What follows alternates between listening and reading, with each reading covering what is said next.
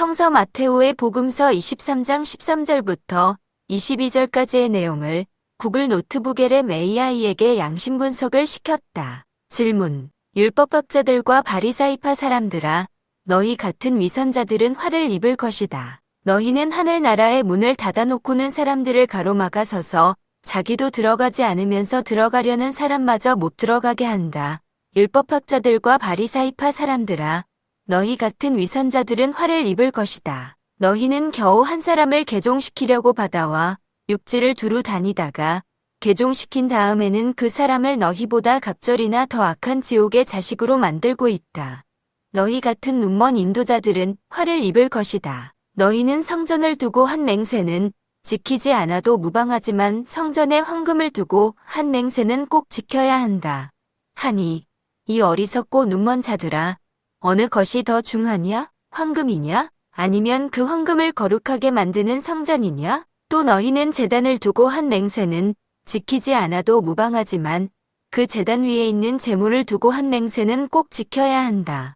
하니 이 눈먼 자들아, 어느 것이 더 중하냐? 제물이냐? 아니면 그 제물을 거룩하게 만드는 제단이냐? 사실 제단을 두고 한 맹세는 제단과 그 위에 있는 모든 것을 두고 한 맹세이고, 성전을 두고 한 맹세는 성전과 그 안에 계신 분을 두고 한 맹세이며, 또 하늘을 두고 한 맹세는 하느님의 옥좌와 그 위에 앉으신 분을 두고 한 맹세이다. 위에 예수님이 말씀하신 것을 양심의 원리로 분석해줘. 답변. 예수님이 율법학자들과 바리사이파 사람들에게 하신 말씀을 양심의 원리로 분석해보면 다음과 같습니다. 이들의 행동은 양심의 6가지 주요 원리인 깨어있음, 성실, 예절, 지혜, 사랑, 정의를 모두 위반하고 있습니다. 1. 깨어있음 어웨어니스 어웨이크닝. 예수님은 율법학자들과 바리사이파 사람들이 눈먼 인도자라고 지칭하시는데, 이는 그들이 진정한 의미에서 깨어있지 못함을 지적합니다.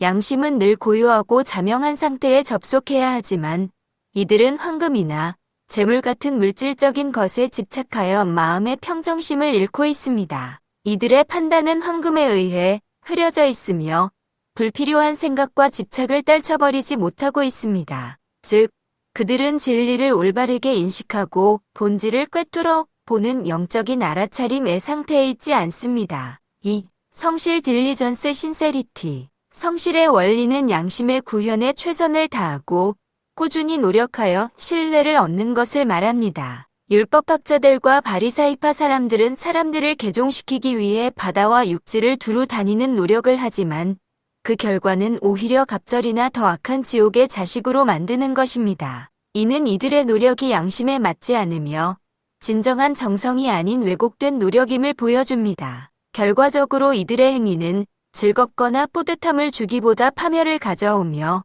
말만 하고 실행하지 않는 위선자의 모습과 유사합니다. 3. 예절 프로프라이어티 에티켓. 예절의 원리는 진실을 수용하고 겸손하며 주위 사람들과의 조화를 유지하는 것입니다. 하지만 율법학자들과 바리사이파 사람들은 스스로를 낮추지 않고 타인의 비판이나 상황을 수용하지 못하며 자신의 주장만 고집하고 있습니다. 그들의 생각, 말, 행동은 상황에 적절하지 않으며 특히 하늘나라의 문을 닫고 다른 사람들을 가로막는 행위는 위선의 극치를 보여줍니다. 그들은 자신들의 율법 해석이나 권위 등의 특정 생각에 집착하여 시야가 좁아진 상태입니다. 4. 지혜 위즈덤. 지혜의 원리는 자명한 것만을 옳다고 인정하고 선입견이나 편견 없이 올바른 판단을 내리는 것입니다. 위선과 자기합리화.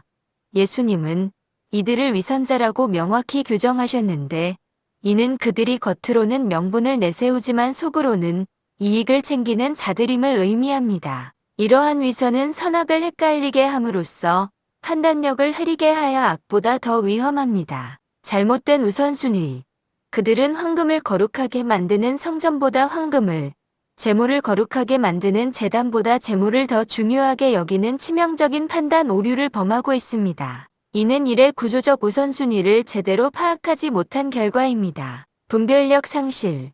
그들은 옳고 그름을 가릴 줄 아는 시비지심을 잃었으며 나에게도 이롭고 상대방에게도 이로운 선을 분별하지 못합니다. 오히려 찜찜한 즉 자신과 타인에게 해로운 선택을 하고 있습니다. 편견과 욕심.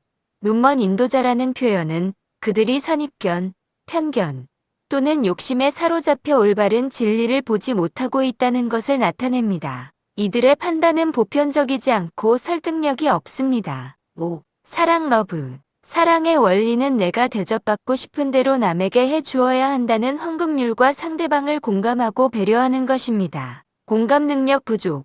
율법학자들과 바리사이파 사람들은 하늘나라의 문을 닫아 사람들을 가로막고 개종시킨 자를 더 악하게 만드는 행동을 함으로써 타인의 고통에 대한 측은지심을 전혀 보이지 않습니다. 관계 파괴.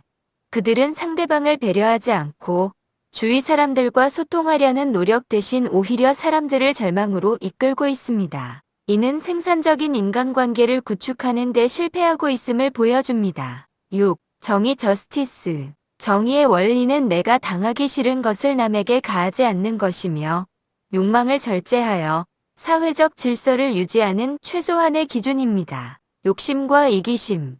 그들은 성전의 황금이나 제단 위의 재물을 더 중요하게 여기는 행위를 통해 재물욕과 명예욕에 사로잡혀 있음을 드러냅니다. 이는 자신의 욕심대로 움직여 남에게 해를 끼치는 행위입니다. 기준의 왜곡.